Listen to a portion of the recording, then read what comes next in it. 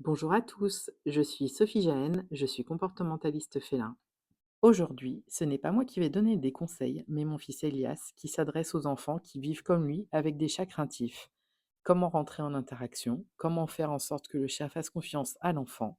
Voilà ces petits conseils. Comment tu as réussi à t'entendre avec l'Azur par exemple?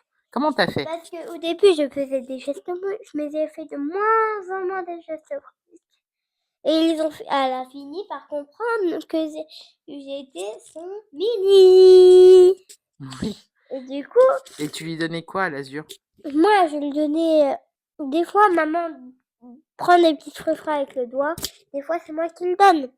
Et ben, la pâtée, des fois, c'était moi qui la portais. Et quand je la portais, Mimi, elle, elle allait vers la pâtée. Moi, j'étais pas encore partie. Je venais de la déposer. Et Elle a vraiment plus peur de toi maintenant, hein. Et maintenant, même si, quand je lui donne la pâtée, maintenant, elle met les pattes même pour avoir la pâtée. Eh ben, voilà. Donc, si on devait conseiller les enfants qui ont des chats qui ont peur d'eux, alors on dit quoi? Il faut donner des friandises.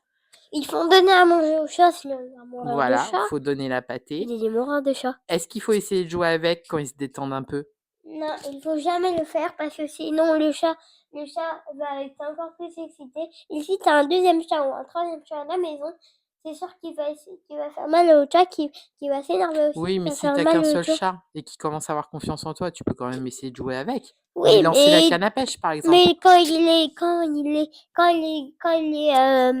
détendu, et bah, il faut pas le déranger parce que il risque de te donner un coup de Oui, patte. mais si papa, maman, ils te disent que tu peux aller jouer.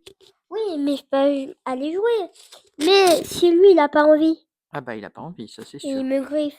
Ça, j'aime pas. Avant, il me faisait, elle me lave. C'est Souki, hein, surtout qu'il me Oui, faisait. c'est Zuki, oui. Mais Zuki, c'est pas parce qu'elle a peur de toi, c'est qu'elle est dans le jeu.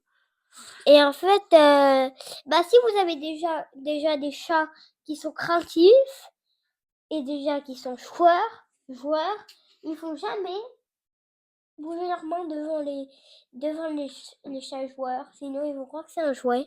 Exactement. Et ils vont vous greffer en croyant que c'est un jouet, votre main, alors que c'est pas un jouet. Et les chats craintifs, ils vont fuir. Donc je vous donne un conseil, ne jamais secouer la main ou un geste brusque devant un chat timide ou peureux ou joueur.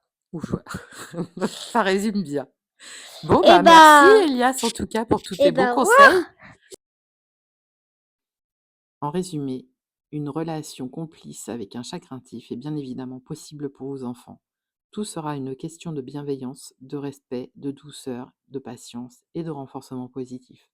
Bien évidemment, il sera souhaitable que vous les accompagniez dans toutes les étapes de leur relation pour leur permettre d'interagir au mieux.